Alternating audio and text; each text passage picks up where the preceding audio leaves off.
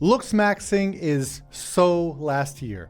It is now time for Booksmaxxing. And this doesn't mean using books as accessories, carrying them with you to training coffee shops, or just putting them behind you in your videos. No, Booksmaxxing is about how to be the best reader you can be, how to improve your literacy, and how to increase your critical thinking skills, all of which I know that you know that we all need to improve. I'm obsessed with this idea, and I've been all in on Booksmaxxing for years now, and it's time for me to tell you how it's done. The main point is here that I couldn't find any tools for this, and so I just had to build it myself. I'm gonna tell you about the Reading Rate app because there's nothing like it in the market so far, as I've built this to fill in the gaps I saw in all of the other reading apps that I was using. The app has a bunch of different features, so I'm gonna mention them here and in the description box so you could skip to the feature that you might find most interesting that could help you specifically with your needs as a reader. And so just to list them off quickly, we have a Goodreads import that builds a complete profile of your personal domains of expertise. Think of it as like a Tamagotchi of your reading self. We have a book club feature that keeps you on schedule and gets you ready for your book clubs with points that you could discuss when you're there. We have a quote capturing feature that connects all of your saved quotes with each other, and a notebook where you could save other ideas and thoughts. There are full data export functions, so you could sync everything with either Notion or export them as markdown files and use them in Obsidian or whatever tools you use in case you want to do other work outside of the app. You are not locked in the app for life. Your files and your ideas belong to you the moment that you create them. We also have AI integration and with Claude so that you could chat with it about all of your reading activity, and it will save all of your Claude conversations in the app as well. You could take pictures of a bookshelf when you're at a bookstore, and Claude will look at your reading history, all of your notes and quotes, and recommend a book for you to get based on your specific reading history. And that's kind of fucking dope. We have a personalized recommendation engine that suggests books based on the ideas that you are interested in rather than generic mass market data. I mean, do you really want to trust 5-star reviews? And so this app recommends books specifically for you and not for people like you. We also have book tracking that goes by word count rather than just page count, and it works for physical books, ebooks, and audiobooks. There's a full difficulty analysis of the books that you're reading based on a 9-point scale. We have reading performance reports so you could see how many words you're reading per day and how much cognitive load you're spending in your reading so that you can track your progress as a reader if you have that goal and to grow your reading capacity. There's also a reading timer that tracks how many words you read per minute. There's a AI chat function where you could ask the app what each character actually looks like, and it will create portraits of them, or it can make infographics of the chapters that you're reading in case you need some visual help like I do. And we also have widgets for your home screen and lock screen and your watch in case you're obsessed with all of your metrics the way that I most obviously and clearly am. I know there is a lot in here, and while there are many apps that specialize in some of these features, I don't really know an app that does all of them. So let's begin. What does your Goodreads say about you? Now, if you have a long reading history in another app, I do not want you to lose that. Think of this as a supplement to your other apps. So here's how this works. You go to Goodreads, you export your library as a CSV. It's under the tools and import export in your settings. Then in Reading Rate, you go to the settings and then you import that file from Goodreads. So what happens next is a really magical part. The app doesn't just import your book list. It enriches every single book in your reading history with metadata that Goodreads doesn't have, like page counts, word counts, difficulty scores, genre classifications, author demographics, and much more. And then it maps your entire reading history onto what I call domains of expertise. So think of it like this. If you read 12 books on ancient philosophy and 3 novels set in Latin America and 20 science fiction books, Reading Rate will see that. It will build a profile on your reading self, on what you personally know deeply, what you've dabbled in, and where you're a newcomer versus where you're approaching actual expertise. Each domain has a mastery stage, from newcomer to exploring to well-read to analytical to expert. And you could watch those stages progress as you read more, kind of like in RPGs when you watch your character level up. I base these levels on how many books you typically read for your doctoral comprehensive exams based on the Dreyfus method to get a PhD. Not that reading books is the only thing you need for a PhD. Obviously, this app is not a substitute for crippling depression and unmanageable student loans, but I can make that a feature later on in the app if you want it. I don't think you do. If you've done an undergraduate degree in English, you first start with a general survey and then you niche down. You start with like major British writers, and then next year you get into something more specific like Victorian literature or romantic poetry. And really, I'm just outlining my journey here. And then in your last year, you might get into post-structuralism in contemporary American fiction, for example. This app notices all of those subdomains that you're developing. And I think that is a super useful tool for me to understand the kind of reader that I am. And the reason I built this is that no other app really treats your reading history as something meaningful in itself. Most apps just store a kind of intellectual materialism trophy list. Look at all the books that I've read. I've read 7 books this month. Ooh. For me, I kind of want to know what the books I've read said about me. How can you be super prepared for book clubs? Now, I love book clubs, if you can't tell by the name of this channel. So I built something for those of you who are part of one. Now, Reading Rate has a book club feature so that when you add a book in your library, you're asked if it's part of a book club. And if so, then you're prompted to pick the date of the book club. The app then calculates how many pages per day you need to read to make it on time and shows a countdown on your dashboard. Now, here's where things get really nerdy. As the date approaches, it generates a preparation guide. It has discussion questions, key themes to revisit, character arcs worth talking about, and passages that other readers tend to find provocative. But the real special sauce here is in what the app already knows about you. Because if you've been logging reading session and capturing any quotes or writing some journal reflections about the book, all of that specifically feeds into the preparation. The discussion points aren't generic Wikipedia summaries. They're built from your actual engagement with the book, your highlights, and your notes, so that when you come to the book club, you can easily share what you thought. So that when you show up on a Thursday, you're not flipping through the pages trying to find the passage of what was said at that time where the protagonist did the thing. Hold on, wait a minute, let me find it. No. That sucks. The way that I think about it is that book clubs are one of the rare places where reading becomes social. This feature makes sure that you show up prepared as a reader that you actually were while you're reading the book. And I love it. I just use it in a book club I went to last week. It was great. It has a little checklist so you could tick off the items that you discussed. Very nerdy. So what do your favorite quotes say about you as a reader? Now, underlining pages in a book seems really romantic, and the aesthetic on Instagram looks so nice with circled words and highlights and written in marginalia. But in practice, it sucks. Like, I don't know how you do it, but if I freehand an underline in a book, it's crooked and sometimes it crosses through the word. And so I need to use a ruler in order to do it. And I got to pull out my pen, but then it smears. And then after 1 month, I have no idea what I underlined. It's just gone from memory. It's like, ooh, this is a nice passage to underline. It's so pretty. Bye-bye. What a waste of time. So for me to keep these lines that are salient to me alive in me, then what I would have to do is try to type them out on a computer by holding the book with one hand or propping it up on something and then trying to type it out while the book tries to close itself. Such a hassle. Fuck that. So now what I do with the app, I tap the mic, I read out the line, and I feel it in my throat and in my mouth booming through. Anaxagoras said to a man who was grieving because he was dying in a foreign land, "The descent to hell is the same from every side." My God, what a banging opening line. That's from The Tunnel, by the way. Reading lines out loud keeps them in me and in my body longer. And so I read them out to the app.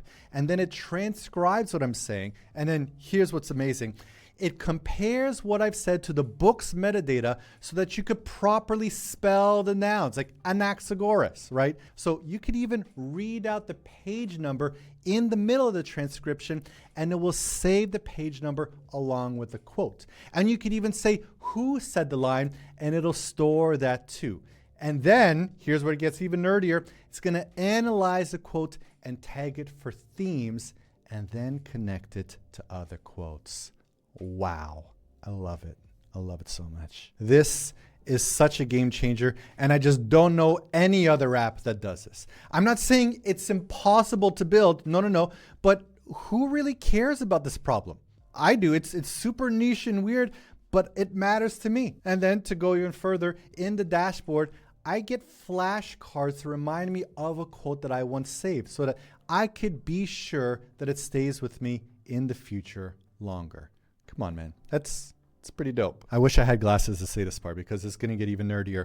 The app then runs your quotes through a clustering algorithm that groups them by semantic similarity. And so a passage that you highlighted in Dostoevsky might surface next to something from a Mary Oliver poem and a line from a book about particle physics because they're all circling around the same idea. Any idea that you are apparently drawn to, an idea that speaks to you in particular, even across wildly different books, the app is going to catch that and show you what you're interested in. And so you could start seeing themes in your own reading that you didn't know were there, patterns in what resonates with you.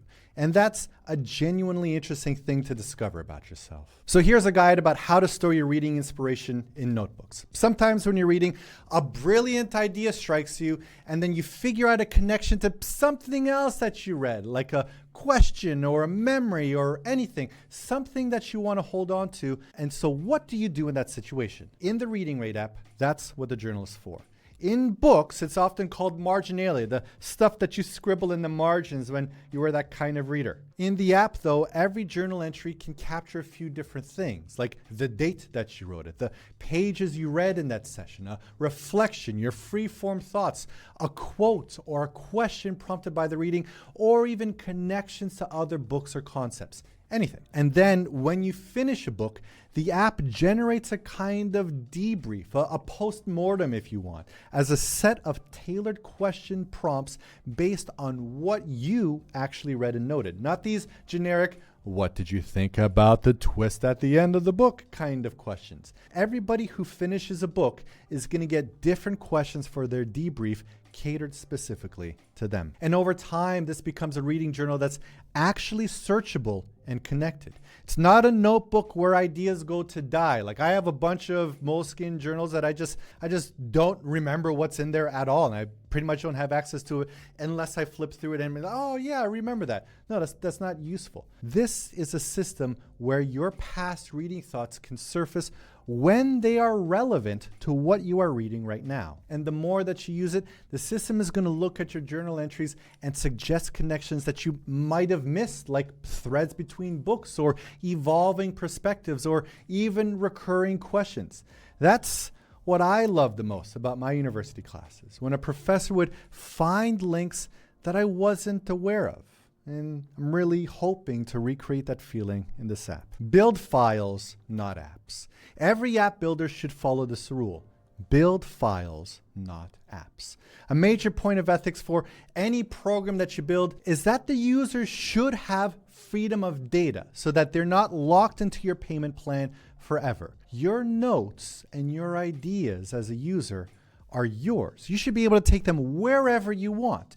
And the app should just be a tool that helps you rather than an environment that you're trapped in. And so the Reading Rate app has full data export in 3 different directions. The first is Notion. If you use Notion for your knowledge work, and I know a few serious readers that I spoke with do, then the app syncs directly to your Notion workspace in the background automatically. So your books, your journal entries, your quotes, your insights, your reading data, all of it flows into Notion databases that you control. And if you don't have a Notion database, then I created a template that you could download and use as well, all for free. But if you don't use Notion, and I don't blame you if you don't, and you just want a clean file-based export, this app also generates a complete markdown file for your entire library. books with statuses and ratings, and journal entries with reflections and quotes, quotes organized by books with themes. It's formatted for readability with tables and block quotes and proper date formatting. And there's a vault engine that writes these markdown files directly into your iCloud drive. Then you could plug that into Obsidian or whatever system that you want. And lastly, if you still love using Goodreads and Storygraph or whatever else, then you could export your data from the Reading Rate app and bring it back into there. There's no strings attached. The point is, you're not locked in. Reading Rate is a place for you to capture and analyze your reading life, but the data travels with you. The moment you create something, it's yours to take wherever you want. So here are 3 ways that AI can help with your reading. So I built an MCP in the app so that you could connect it to Claude and ChatGPT, though I happen to prefer using Claude. Now what I could do is open a chat and ask anything about my reading progress. It knows what page I'm on, and then I could say, hey, I didn't get what happened in the last chapter, and I could get some clarity. More than that though, I can say, given what ideas I'm writing about lately, what book would you recommend I read next? What's important here is that I'm getting specific answers catered to me. And an even cooler use case is that if you're at a bookstore and you're itching to burn some more money on your library and you see this huge shelf with a bunch of spines and you don't know what to get, you could take a picture of the books in front of you and ask Claude, based on your reading rate data, what book should you read next? Claude is going to identify all of the books, cross-reference them against everything that you've read, everything that you've highlighted, every theme that you've been drawn to, and recommend which books for you to pick up. Not based on what's popular, but based on you and your actual reading history. Now, I like to pull out weird interpretations of books whenever I read, as you could see from my reviews of The God of Small Things and The Stranger and Milkman. And AI is a huge help here. So I upload my EPUBs to the app, and then I ask AI to help me find textual proof. So in my reading of The Stranger, when I see Mersal as a native Algerian, I had a hunch and I had some lines that I remembered. And so I asked Claude to read the EPUB and check if my theory holds.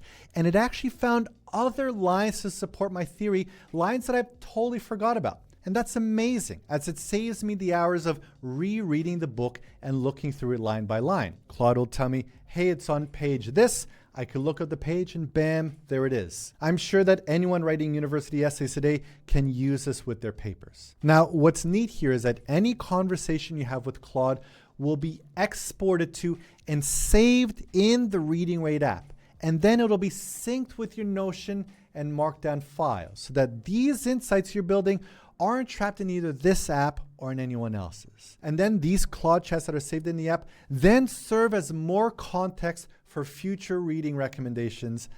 I think that's super dope. How do you know what book to read next? Honestly, how do you personally decide what book you're going to read? It's going to take many days for some people, weeks for others, and months for some. So who do you trust for your reviews? Do you trust generic Amazon 5-star reviews or Google reviews? Remember that some people give Fuji Mountain a 1-star out of 5. So I don't think I could trust generic mass recommendations for my own personal reading tastes. I tried following some influencers, but as a former mega influencer myself, I know how much companies pay for reviews and how influencers should disclose them. And I also know that a lot of influencers don't. Sure don't. So then I tried reading the award-winning books, but I know that the Booker and the Nobel Prize both started their awards as positive PR to mask their humanitarian atrocities. And so the books they recommend kind of suit their own agenda. And so what options do I have? I genuinely don't know, and I have no idea how other people decide either. And so I built Reading Rate to solve this problem. Reading Rate does something fundamentally different for me. It looks at my specific reading profile, not algorithmic data, not demographic data, not purchase patterns, not what people who are similar to me read. It examines my actual engagement with books. So what feeds recommendation engine is my highest rated books. The themes extracted from the quotes and journal entries that I save, the reading patterns across different different genres and periods and cultural traditions, the specific words and phrases that I tend to highlight, literally what language resonates with me, and then the reading speed and the completion patterns as well. Every book and reading rate is measured for difficulty in a 9-point scale. And so if you tend to read books at a specific difficulty level, reading rate will find books within your comfort level and sometimes a little bit higher, as the goal here is to try to increase your literacy. That's my agenda here. And so from all that data, it generates multiple recommendation lists, each with a specific angle. Like, because you love this specific book, kind of semantic similarities. Or if you want to explore this theme further, that develops kind of thematic deep dives based on the ideas that you're returning to. Or even a challenge yourself section, a kind of controlled difficulty increase based on your current reading level. And the one that I tend to use the most is recommendations based on my highlighted quotes. The app looks for the passages that really resonated with me and finds books that are in that same space as well. And I know that this is a very rare use case, and so this isn't going to apply to a lot of you, but I like to read secondary material, basically books about books. So if I've been reading a bunch about postmodern American literature, the recommendation engine is going to suggest a book that talks about that specifically, which I think really changes how you read in the future. The point here is that these books are recommended for you, not for people like you.